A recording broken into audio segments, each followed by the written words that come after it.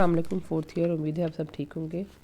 बेटे क्या आपको जैसे कि मैंने पहले बताया था कि हम लोग जो पढ़ रहे हैं चैप्टर, हम लोग जो पहला चैप्टर हम लोग पीछे पढ़ चुके थे कि सारे के हकूक़ वगैरह, उसी से रिलेटेड लेबल का चैप्टर था। उसमें हम लेबल थोड़ा सा पढ़ चुके थे कि सारफ़ के हकूक़ में क्या है, लेबल के बारे में जाना। वहाँ से हमने लेबल की एग्ज़ाम पढ़ी थी, फिर डिटेल चैप्टर हमारा चैप्टर आ गया था। अब हमने ये हमारी किताब का आखिरी चैप्टर है जिसमें है तालीम सारफ़ीन।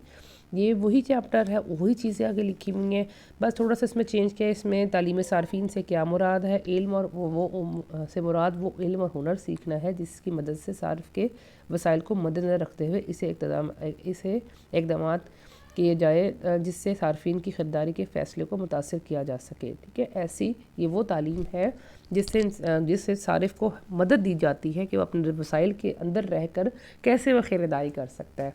वो अपने वसाइल को अच्छे तरीके से को मदद रखते हुए अपने रिसोर्स को इस्तेमाल करते हुए वो कैसे अपने लिए बेहतर चीज़ का इंतख़ाब कर सकता है। फिर यहाँ पे सारफ़ीन के फ़वाइद लिखे हुए हैं, जिसमें कुछ फ़वाइद कुछ यूँ है।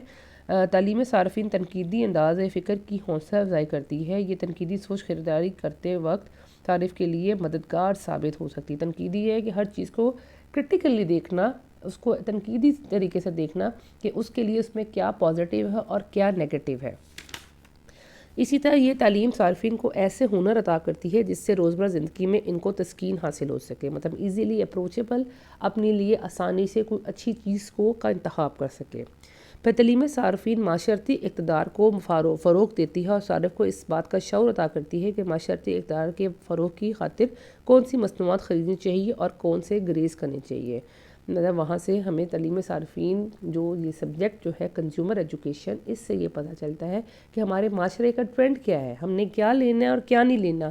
फिर वही बात अपने रिसोर्स को मद्देनज़र रखते हुए इक़्तिदार होता है वैल्यूज़, जो ख्वाहिशात कि हमारे माशरे में हमारी ख्वाहिश क्या है या माशरे की ख्वाहिश क्या है कि हमें क्या पहनना चाहिए या क्या खाना चाहिए।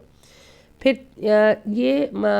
अब इसमें सारी चीज़ें आ जाती ना तालीमी सारफ़ीन में, हमारे राइट्स क्या हैं, हमारी रिस्पॉन्सिबिलिटी क्या, और मतलब हमने लोगों से क्या लेना है, मतलब वो हमारे हकूक़ आ गए। फिर ये तालीम मायार ज़िंदगी को बुलंद करती है। तालीम सारफ़ीन से तजारत को पहुँचने वाले फ़वाइद अब क्या हैं। वो पहले उन्होंने बताए थे कि सारफ़ीन के फ़वाइद क्या, अब उन्होंने कहा तजारत के फ़वाइद क्या हैं। ख़रीदार को मुतमईन करने में अहम किरदार अदा करते हैं। अशिया और अफ़ाल के मुतल्लिक़ हकीकत पर मुनगी तवक्कात को फ़रोग़ कर देती है। फिर उस मसनूआत की जस्तजू में इजाफ़ा करती है। जो हम एडवर्टाइज़ कर रहे हैं वो बेसिकली क्या है कि मसनूआत की जस्तजू में इजाफ़ा कर रही है। फिर आगे है तालीम सारफ़ीन से माशरे को क्या फ़ायदा। अब इन्होंने ये 3 फ़ायदे बताए। एक पहले सारफ़ीन का क्या फ़ायदा है, तजारत मतलब जो लोग इसको बेच रहे हैं, दुकानदार, उनको क्या फ़ायदा हुआ है। अब माशरे को क्या फ़ायदा, ख़रीदारी की मालूमात में इजाफ़ा हो रहा है और माशरे को मुस्तक़िम बुनियादों पर इस्तवार कर रही है। अब यहाँ पे कंज्यूमर बिहेवियर में आपका अगला सारफ़ीन का तर्ज़ अमल, इसमें आपका सारिफ़ की तो उन्होंने डेफिनेशन बताया कि सारिफ़ क्या है, जो आपकी अशिया और सहूलियत को हासिल कर रहा है, जो आपकी चीज़ों को ऐसा फ़र्द जो हमारी चीज़ों को जो माशरे के में पैदा होने वाले या हमारे जो हम चीज़ें बना रहे हैं उसको इस्तेमाल कर रहे हैं या ख़रीद रहे हैं, वो है सारिफ़। अब यहाँ पे उन्होंने सारिफ़ को क्या क्या चीज़ों का इल्म होना चाहिए या सारिफ़ के क्या क्या, फिर वही बात आती है कि क्या क्या इसके हकूक़ है कि या उसको क्या क्या मालूम होना चाहिए। वो है मयार और पायदारी। उसको सारिफ़ को ये चीज़ों का मसनूआत के मयार और पायदारी का जो गर्ज़ है वो मयार और पायदारी से होता है, उसको क्या चीज़ मिल रही है और क्या नहीं मिल रही। फिर वही बात है लेबल और कीमत। लेबल से उस सारिफ़ को ये बात पता चल रही है कि इसमें क्या क्या चीज़ें अशिया डाली गई हैं और क्या क्या नहीं डाली गई, और कीमत उसकी कितनी है ये भी साथ मेंशन होती है। ये भी सारिफ़ का राइट है और ये सारिफ़ को इन बालों में मालूम होना चाहिए। जो चीज़ों के ऊपर लिखा होता है ना ये इतने का है, उसका ये फ़ायदा होता है कि आपको कोई डॉज नहीं कर सकता। फिर एडवर्टाइजिंग की 2 इक़साम है। एक तो पहली जिसमें समाजी तौर पर पसंदीदा अनासिर, ठीक है, मतलब उसमें आपको क्लियर हो रहा है कि आपके माशरे में क्या ये चीज़ें पाई जा रही हैं कि नहीं। जैसे कि हमारे यहाँ पे बहुत सी औरतें, हम अगर दूध की बात कर रहे हैं तो वो नस्फीडा कहलाता है, उसमें वो पहले बताते हैं कि हमारे यहाँ पे बहुत सी औरतें हड्डियों की बीमारियों से मुब्तला हैं, तो जिसके लिए अब उन्होंने क्या माशरे से रिलेटेड प्रॉब्लम बताई है, माशरे के अनासिर या तरजीहात उसमें बताई हैं। तो उस बढ़ा जा उसके बाद जो सेकंड इश्तिहार की जो किस्म आती है उसमें आते हैं कि अब आपको बताना है उस प्रोडक्ट का क्या फ़ायदा है उस माशरे से प्रॉब्लम्स को रिलेट करके, तो ये एडवर्टीज़मेंट में आ जाता है। उसके बाद इसी तरह अगर हम आगे चले, सारिफ़ के तहफ़्फ़ुज़ में हमारा सारिफ़ के राइट्स आ गए, और ये राइट्स जो है हम ये ऑलरेडी पढ़ चुके हैं। ठीक है, राइट्स जो हम उसमें पढ़ रहे थे, ज़रूरियात का हक़, तहफ़्फ़ुज़ का हक़, फिर मालूमात की रसाई, फिर उसके बाद इंतखाब का हक़, फिर तर्जमानी का हक़। ये अब जो हमने पीछे चैप्टर में राइट्स पढ़े थे वो बहुत ब्रीफ थे, ये बहुत बड़ा और बहुत खुला, ये अच्छा लिखा हुआ है। इसी तरह ज़िम्मेदारियाँ ये भी हम पढ़ चुके हैं कि सारिफ़ ने किया क्या ज़िम्मेदारियाँ हैं। हमने पीछे पढ़ा था ना कि उसको कंप्लेन करने का हक़ है, चीज़ों का हक़ है, एक्शन लेने का हक़ है। तो ये सब चीज़ें जो है ये हम पीछे एक चैप्टर में ऑलरेडी डिस्कस कर चुके हैं।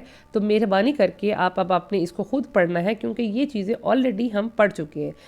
लिखने की जहाँ तक बात आती है तो मैं आपको ये प्रेफर करूँगी कि आप ये वाला जो ज़िम्मेदारियाँ और हकूक़ वहाँ से नहीं इधर से याद करें, क्योंकि क्वेश्चन इसी तरह आते हैं। तो यहाँ से उसको एक बार आप पढ़ लें, साथ आप याद यहाँ से करिएगा कि सारिफ़ के हकूक़ क्या है, सारिफ़ की ज़िम्मेदारियाँ क्या है, वो आपने यहाँ से पढ़ना है। उसके बाद एंड पे उन्होंने सार्फिन के हकूक़ के अदारों के बारे में कुछ बताया है। आप इस चैप्टर को यहाँ से आपने पढ़ लेना है। और ये हमारा अब इसके बाद हम लोगों ने अगर हम शुरू में फ़हरिस्त में जाएं तो फ़हरिस्त में हम लोग जो पढ़ चुके हैं, हम लोगों ने नीचे से हम लोग लेबल मैंने आपको पढ़ा दिया। ठीक है, ये जो लिबास और पार्चा बाफ़ी में, पार्चा बाफ़ी और मलबूसात से मुतल्लिक़ तालीम सार्फिन हम ये भी पढ़ चुके हैं। अच्छा, यहाँ पे एक चीज़ क्लियर कर चूँकि वहाँ जो वो बात कर रहा था वो कपड़े से रिलेटेड कर रहा था कि कपड़ा ख़रीदते वक्त सारिफ़ के क्या राइट्स और क्या रिस्पॉन्सिबिलिटीज़ है। अब इन चैप्टर्स पे उसने कपड़े का जिक्र नहीं किया, बात वही है, उसने जनरल बात की है। वहाँ पे वो कपड़े से रिलेटेड जब बात करता था तो वो बताता था कि फ़ाइबर सारिफ़ को पता होना चाहिए कौन कौन से इसमें रेशा इस्तेमाल है, कौन कौन सा धागा इस्तेमाल है, कौन कौन सा रंग इस्तेमाल है। अगर आप ये वाला चैप्टर याद कर लेते हो तो ऑटोमेटिकली जब आपने वो रीड किया होगा तो आप इसमें कपड़े का डाल सकते हो। मेरे ख्याल में आपको ये चीज़ क्लियर होगी कि ये 2 बार चैप्टर देने का क्या फ़ायदा है, या उन्होंने क्यों किताब के सफ़े ज़ाया किए हुए हैं। जो हमने ऊपर पढ़ा था, हमने राइट्स एंड रिस्पॉन्सिबिलिटीज़ कपड़े के हिसाब से किया था, लेकिन चीज़ें अब अगर गौर करें तो यही चीज़ें लिखी हुई हैं, यही पॉइंट्स लिखे हुए हैं। उसके बाद लेबल हमने पढ़ लिया, ये भी उसी चैप्टर में मौजूद था। अच्छा, वहाँ पे भी लेबल पे उन्होंने लिखा हुआ था कि जैसे पॉलिएस्टर, कॉटन के, आपको पर लेबल पे उन्होंने कपड़े से रिलेटेड लेबल बता दिए थे, लेकिन चीज़ें वही थी। फिर लेबल हम पढ़ चुके हैं। मैं आपको फ़हरिस्त की बात कर रही हूँ, जब मैं ये आपसे बात कर रही होंगी, जब आप मेरा लेक्चर सुन रहे होंगे तो आपने अपनी किताब का फ़हरिस्त खोल लेनी है। 2 चैप्टर हमने ये कवर कर लिए। उसके बाद हमने जो कवर किया है, हमने यहाँ से आखिरी चैप्टर जो है तालीम सार्फिन, हमने ये ख़त्म कर लिया है। ठीक है, अब हमारे जो चैप्टर ख़त्म हो गए हैं, हमने बाब नंबर 1 से 3 जो हमारे पास है लिबास और पार्चा बाफ़ी, उसमें हमने बाब 2 बाब सोम हमने कर लिया है।